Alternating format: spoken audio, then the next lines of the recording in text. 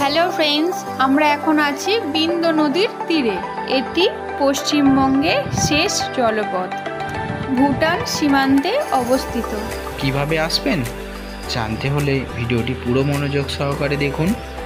শিলিগুড়ি থেকে মাত্র 102 কিলোমিটার দূরে অবস্থিত। শিলিগুড়ি থেকে বিন্দু যেতে সময় লাগবে প্রায় 3 ঘন্টা। শিলিগুড়ি, মালবাজার, সেবক, ঝালং হয়ে সহজেই পৌঁছে যাবেন বিন্দু, অথবা নিউমাল জংশন থেকে আসতে পারেন, সময় লাগবে 1.5 ঘন্টা। নদীর ওপারটা হচ্ছে ভুটান আর এপারটা হচ্ছে ভারত। ভুটান ও ভারতের মাঝখান দিয়ে বয়ে চলেছে জলঢাকা নদী। নাম এদের সামনে।